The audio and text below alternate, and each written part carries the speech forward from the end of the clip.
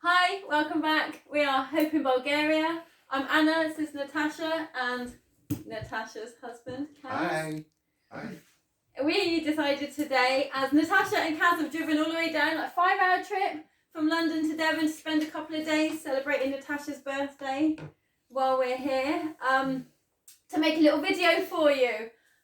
We've been meaning to do these videos. We're going to do one tonight. I'm trying to fit in another one over the next few days if we can. This is going to be the long time promised Q&A. This is Natasha's Q&A, question and answers. So if you have any questions for Natasha that are not mentioned in this video, drop them in the comments and we can do it tomorrow. We will do another video. Yeah, or maybe tomorrow or maybe next time we get together. Dog's not allowed on the sofa. Alfie, I'm not mean, I'm allergic to the dog. It's always the pets that ruin it, right? Never mind with children or animals. So I think that's everything. So I will pass it over to Kaz, who's gonna I haven't eaten too much pasta. I'm actually This is Layla. 22 weeks pregnant. Just throw that in there. And for once, Iris is sleeping, so Yeah. So question 1. What made you go to Natasha? The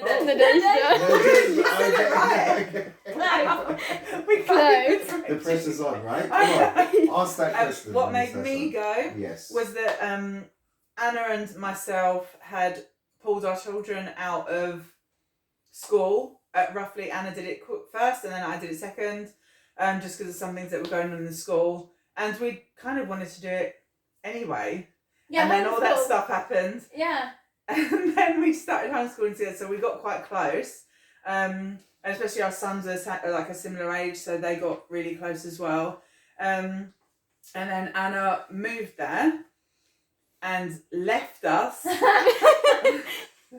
So there was like this big Anna, Finley, Lily, Jasmine shaped hole. And when I started seeing what it was like out there, and I heard about Ivan, who was going to basically stay for a little while, wasn't he, with you guys, because I'm sure you've covered, we'll do a whole video about that. That's a good idea. Yeah. But yeah, so when I heard what it was like there, I mean, my dad's a missionary, he's been a missionary, that's why we moved to England. I was actually born in America.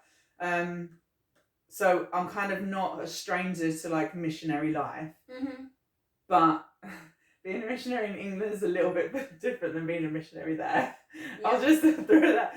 But so it kind of not was in my blood, but I kind of was quite used to it. And it was only really at that point that I felt like a calling for it. I hadn't really.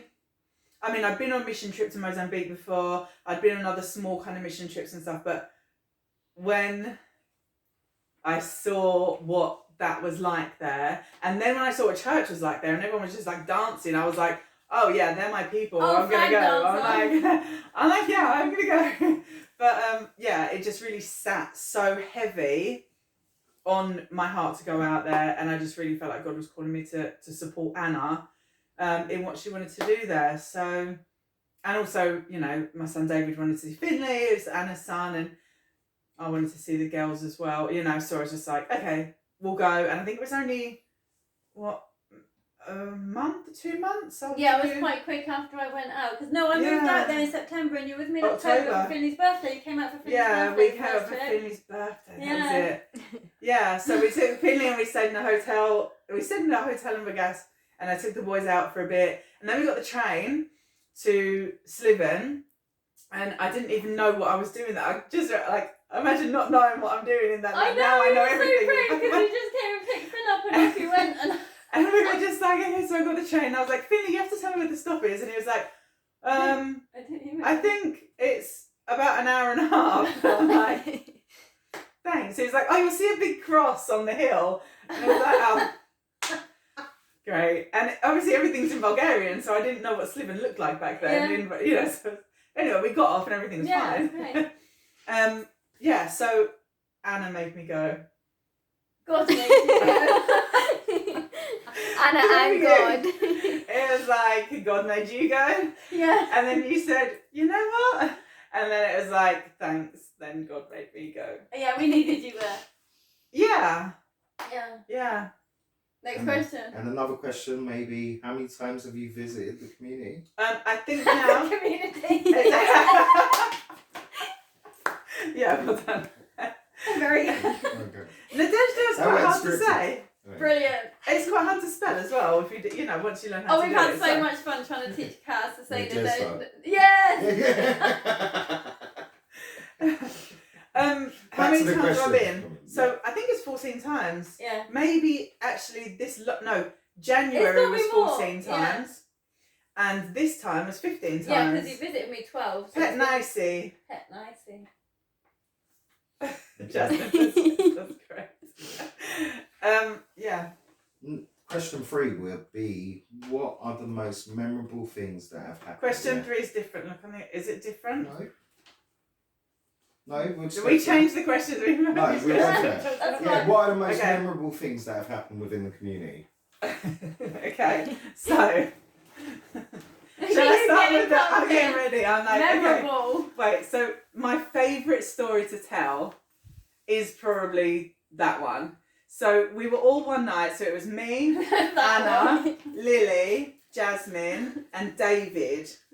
And we were all at upstairs at Anna's house, which downstairs was the playroom at the time and the drop-in centre. Yeah. And we were just like hanging out on the balcony because we made this nice little roof garden. Sometimes we take some, you know, the kids would just like hang out with us up there and stuff.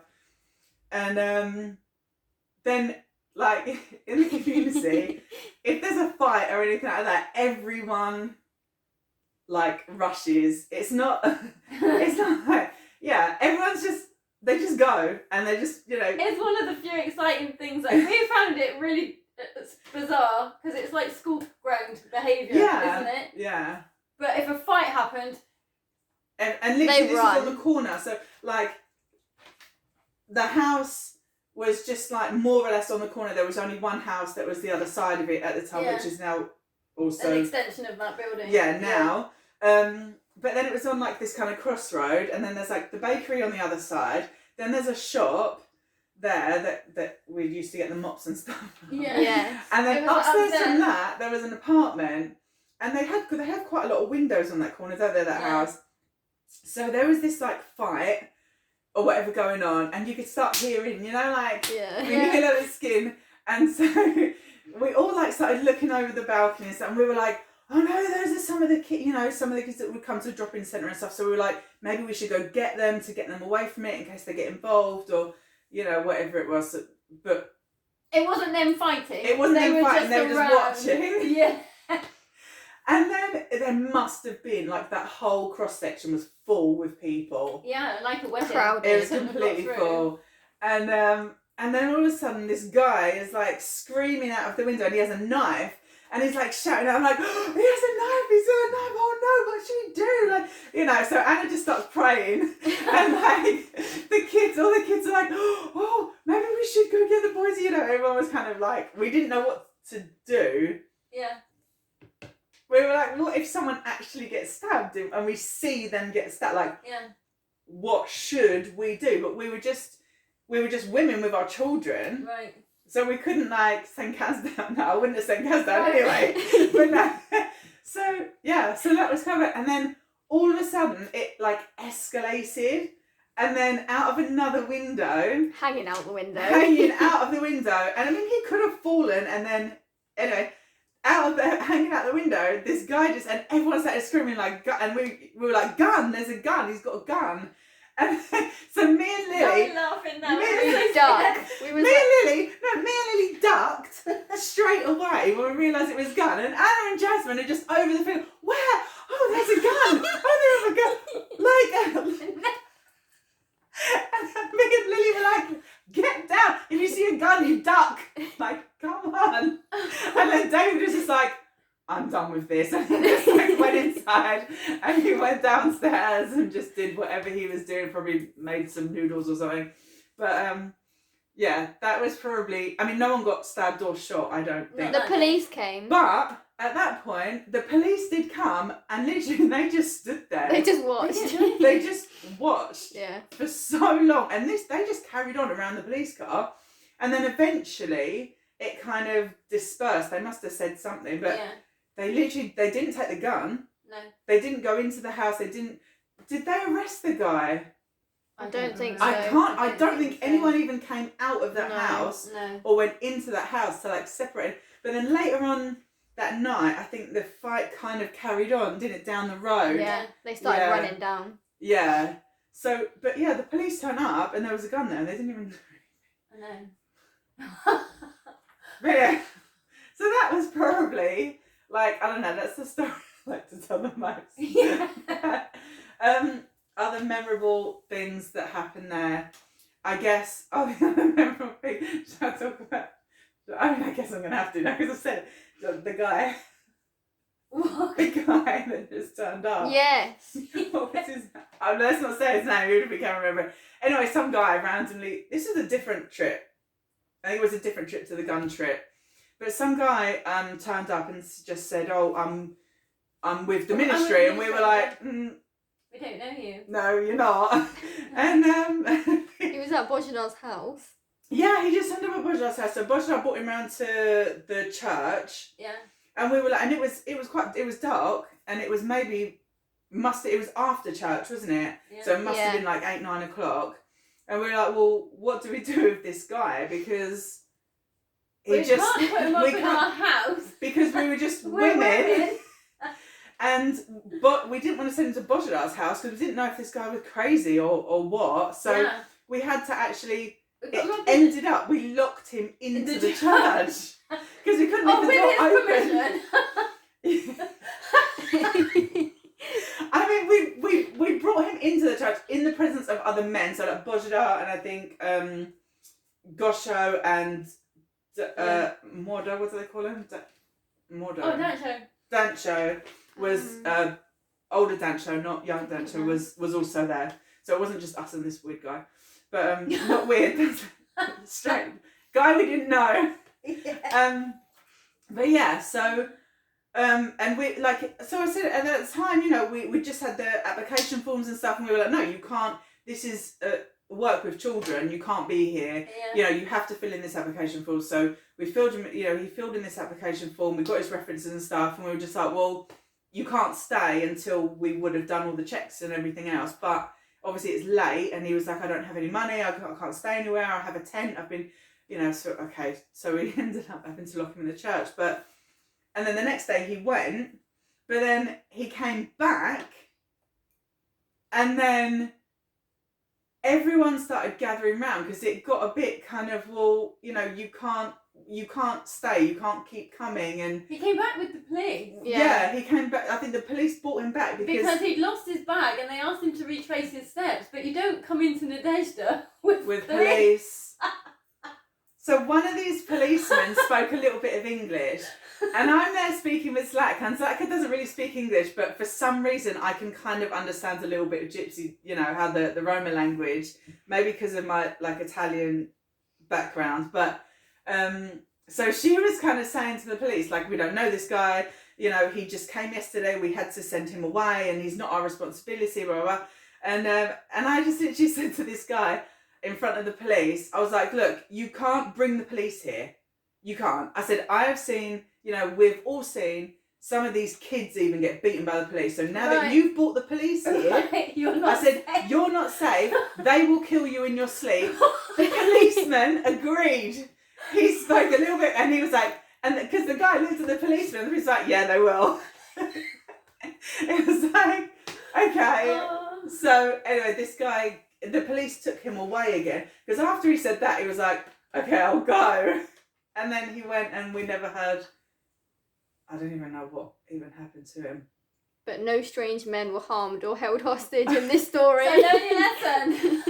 Fill out our application form before you visit. But you can get it from, if you email us, and I will send you out the application forms. Oh, I just need to drop in, because we're talking about memorable, the amount of youth that have been baptised in the river up the road from the community. I've never been to any of them. You've not been, because we were never doing one when you visit. It was just bad timing. which is why Natasha won't have mentioned that. But over the years, hundreds of children from the ghetto have been baptised in the river up the road, and they are so amazing to watch. And I hope we'll get to do one in the near future again. It's been difficult with lockdown. But also, I think some of the other little things would be when we would like walk into church and it was in full swing, and the kids would just be like dancing, and everyone would be, it was just they don't have any inhibitions, do they? It's just completely full. And then a couple of the other little things is that when we first, especially when we used to drive into the community, because now we most of the time get the train in. Yeah.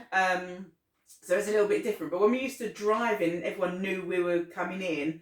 Like literally, you couldn't drive anymore because all the kids would just come and like rush it's the like car. trying to drive around at a music festival, isn't it? It's but it's like being the celebrity at the music. Like everyone's like, I'm Natasha. Well, I mean, when you lived there, it was more me, and even you guys would shout off the balcony, Natasha.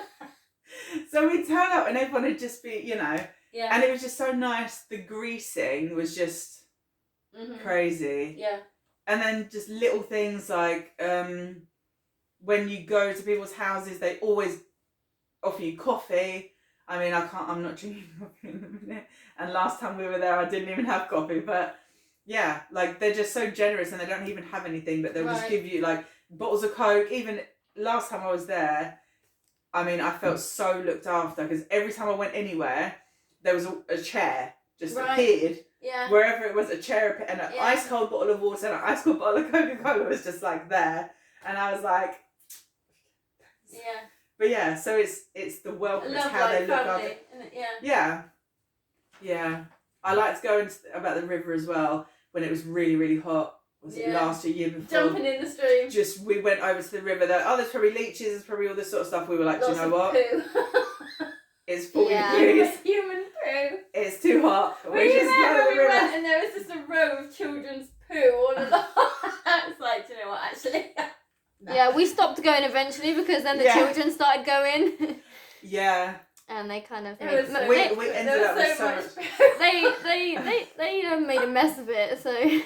But that's kind of like a mix of like the Yeah, bittersweet. Yeah. Crazy stuff and the good stuff. Yeah. But yeah, I mean the bad oh, go on. Ask the next question. So apart from these memorable experiences you've had, what keeps you going back there? A few things, I guess. That it's like you can't not. I don't know. It's kind of once you have that calling, there's almost something that needs to be fulfilled. And unless maybe you feel satisfied that you've done what you should do, or you see the end result, and then you're told, okay, faithful servant, you can now rest. And they were given a vision, and it's being fulfilled through Hope in Bulgaria. So so it's kind of I can't stop. No, when I lived out there, I was out there for 2 years. Natasha visited me, out of her own pocket, about 12 times, wasn't it? When I lived out there for the 2 years, it was like every other month you would come for a week. Yeah, it was about every 8 to 10 weeks, I think. Yeah, and since I've moved back, she's like, when are we going? I've not had to fly out without her, and I don't think I'd want to.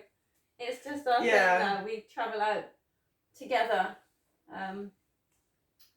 But yeah, I think there's still too much to do, and there's not enough people to do. The workers are few. So the harvest is ready, but the labourers are few. But it's difficult because very difficult to build up trust in that community. Yeah, very difficult to build up trust, and it's taken a long time to get those relationships. I mean, we were welcomed from the beginning, but to the point that that when you bring someone new in, it's hard. Yeah. I mean, it was kind of okay for Kaz because he came in as my husband, so it was like he was automatically just part of the family. Yeah. But when we bring other people who want to come on the mission trips and things like that, it kind of takes a little while to build up a bit of trust, I guess, because maybe we welcomed visitors were always welcomed and really nicely looked after. very well looked after, Yeah. and even treated better than we are now because they treat us like one of them now. Right. Yeah. So yeah, everybody be really polite and really nice and everything, and none of the kids are doing anything like inappropriate or stupid. But, but when we're there, they're just all naughty now. Right. So, Yeah. as we understand, you've been out there 15 times, you've done a lot of work and stuff. How has the community changed you? In a good way. I think it's made me a bit more. Well, I'll start with the first couple of times we went out there. August, it was October and November. Yeah. I think the first couple of times when you first moved, I think we literally came. Yeah, you did. Because then we did Thanksgiving. Yeah. That first year. Yeah. And I put them pictures in the video. yeah. Questions answered. If anyone didn't watch that, if you want to look at images of things that we're talking about, like the drop-in centre, and just sorry to butt you in, at 24 minutes, there's a half an hour video we uploaded last week. At 24 minutes, there's a whole list of Pictures. gallery Pictures. of old pictures from when we lived out. Well, when I lived out there, Natasha was with me a lot, so check it out because they're great. Great images. I went real searching through the bath. It's on the video answered questions. Yeah, at 24 minutes in. Yeah. But yeah, so one of the things, I'll start with David. So initially, you know, when David came out and he was out there a couple of times, he kind of said, do you know what, I think I'm going to change, you know, what I would maybe want for presents and kind of like what I would kind of demand for my birthday. And actually, I would really like to get like Nikolai, one of the, what's his other name? Anyway, Gito. Nikolai, we know him as Nikolai, don't we? Gito. Yeah. And he was like, I'd really like to get him a football shirt. Because he, you know, they're all a little bit football crazy out there. So yeah, so he wanted to, instead of getting him one present, he wanted to get, you know, this football shirt and take some footballs out. And Mario wanted a baseball hat and kind of things like that. So Where's my hat? yeah. So for David, it was quite nice to see. You know, he said actually they don't have anything and they're just so happy, and you know, so it made him realise that actually he was maybe having a bit too much, and it was nice for that. But me, I think it's made me more aware that in such a, I guess, a popular tourist area now, because you have like Sunny Beach and stuff, and even like Kaz's friend went to Sunny Beach, didn't he? Yeah. And it's so, you know, just literally there, you have that, the hotels and the, you know, spending money and all this, but just down the road, there's literally kids dying because they don't have what they need. So I think it kind of puts things into perspective a little bit and makes you appreciate a bit more what you have and what you don't have. It's made me realise that, I don't know how to say this without it sounding really weird, but these big like churches who have like coffee shops and all this, like, you know, they have stuff and blingy things, and you know, the pastors are in really nice, and there's nothing wrong with wearing a nice suit, you know, but they go to church sometimes without any shirts and without any shoes and things like that, and they worship, they pray like I've almost never seen before. Right. And they don't need all the stuff to go to church and be in relationship with each other and with God. So it's kind of, I don't know, it made me a bit less conscious of what I wore to churches. I mean, obviously, you know, you go dressed, you know, respectfully and kind of things like that, but you kind of like, it makes you realise again that it's not about that. Right. And I'm not saying that all churches, you know, don't get offended if you like. No, I know. If you just put on your suit to go to church in, but absolutely, I get It makes you less materialistic. Absolutely, and just not care about, you know, Because they don't have anything, they don't have really. stuff. They don't have any stuff in their houses. They Yeah, don't have so anything. there's that as well, and then I guess in a I don't want to say bad way, but in a bad way, it's maybe a bit, I don't know if this is appropriate, but it's maybe a bit hard to, not hard to the abuse that you see, and it's not normal, the abuse that you see, but Giving you a thicker skin. yeah. I get Like it, when I yeah. first was out there, like literally when I came back, and I think Lily came back with me the first couple of times we came, we would literally be on the plane and we would cry the whole way home. But now it's kind of like, okay, bye. Used to seeing stuff that shocked right back at the beginning. Like you wouldn't think that, it's... And you know, that's how, completely changing the subject, that's how your TV is brainwashing you. You see something and you see it over and over and over again and it becomes normal.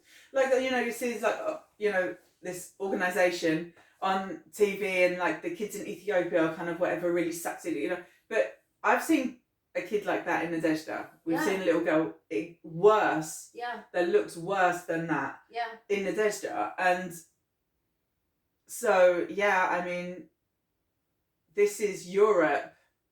It's not necessarily supposed to be a third world country. No. But they live... And even when I was in Mozambique, it was kind of like, I think they definitely have it worse in Natasha than they did in the communities that we're in Mozambique almost, because they had space there. They had, you know, they dug a toilet and everyone used this dug toilet, but in Natasha they just don't... Everyone's so crammed and on top of each other. Right. I think you there's just get... nowhere to go. You get used to the dirt, you get used to seeing abuse, and you get used to seeing death. Yeah. I mean, how, like, is... I don't know if that's... Anyway, I don't know if that's even a problem, but... No, I guess that's something that's changed in me. Normally, I've noticed that in me a lot as well, because if I hate seeing animal abuse, but we almost had to get used to seeing. It's like, oh, here's this puppy, and they're like hanging it from something, and you're like, okay, yeah, bye. Whereas before we would have, confiscate the puppy. Like, but now it's like, we do okay. step in situations where something needs to be done, but even with the horses and stuff, I'm kind of like, they're hungry, they need water. So does mine, and I go without stuff so that my horse can sometimes have food. Right. You know, it's kind of like, okay, well, feed your kids as well, you know? Right. But I don't know how else it changes. It's, I guess there's so much that you could probably add to that. But it is life changing, and at the minute you walk in, it's just like being in another and once it's in you, like, then you just can't get it out. Right. Just can't get it out. Yeah. Okay, what do you dislike the most about the community? And if you could change it, how would you do that? Okay, I guess I'll start with the animals. That's probably the easiest thing to talk about, is the abuse of the animals. That's probably... They don't even know. They just don't know that, you know, like... Me and Cass had a little bit of an argument the other day, because we just got in a new room. My daughter's moved out to uni now, and she lives in like a uni house. So we had, like, me and Cass had the smallest room in the house. We had a bed in it, and like that was it. And so we've now moved into Chloe's room, which is bigger, and I've got this really nice soft rug from down and I got it in the sale, so it was like half price as well. And I've had it rolled up in a corner in our little box room, and I finally put it out, and I'm like getting everything ready, and getting ready for like the baby and stuff like that. And it was like, the dogs, do we let the dogs in? Do we not let the dogs in? What do we do? You know, maybe when the baby's here, we don't let the dogs in the room. Like, so we had this like back and forth until the dogs come in the room. And, you know, they wouldn't even think about a dog sleeping in your bed. Yeah, you're not letting the dogs in the room, are you? No, It's no. Our dog has never been upstairs. No, the dog. Never. The dog does go in the room. No rules and regulations. They are bits at the end of the day. You know, they're not humans. Anyway, I mean, I've rescued. Jasmine bought how many? 20 kittens when we lived there. We could make a whole video about But there's animals. still rules and regulations within the house, right? In the community, they would never even imagine letting a dog on their bed. Like, the dogs aren't even allowed inside. I don't know anyone who lets the dog inside. You know, the followed me up to the top floor when I went to the toilet when we were there a couple of weeks Yeah. ago. Actually, Bodged I found it funny, but she could have been in a lot of trouble. Local street dog I made friends with followed me right into but then the other thing was that when it was laying on the floor, I noticed all these fleas hopping off it, and I was just like, okay, maybe the dog needs to go outside. Yeah.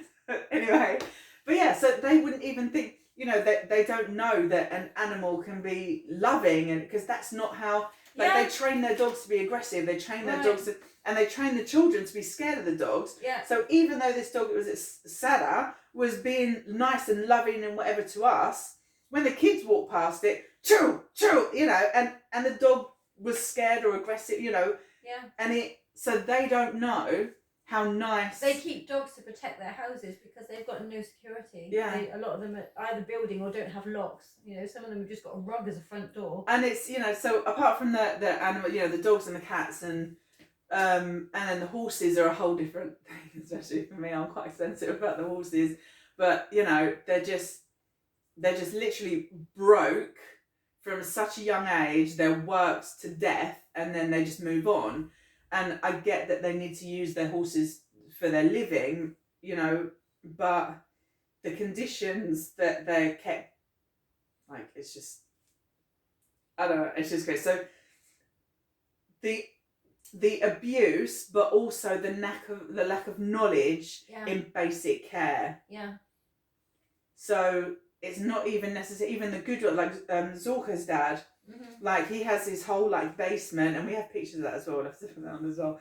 But yeah, and he keeps his animals really well, and they always have clean-ish beds, and you know, I mean, there's like a horse, a rooster, a couple of goats or sheep, pigs, A chihuahua.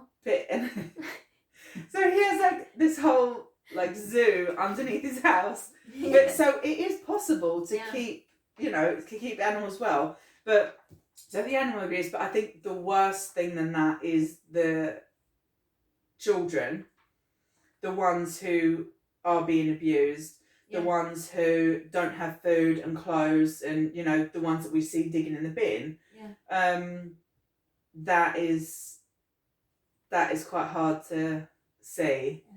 And then also sometimes the way women are treated. I mean, yeah, that's. And how would you go about changing this? It's difficult because it's right to their roots, isn't it? Well, that was what God put on my heart when we moved out there as a family, was to set an example, live amongst them and set a different example of being kind and careful and gentle. You know, it will take a long time, but it's got to start with, you know, the generations now growing up. Your dogs are nice because they're English dogs, because we took dogs out with us, and we were like, no, it's because we don't hurt them. Yeah. And most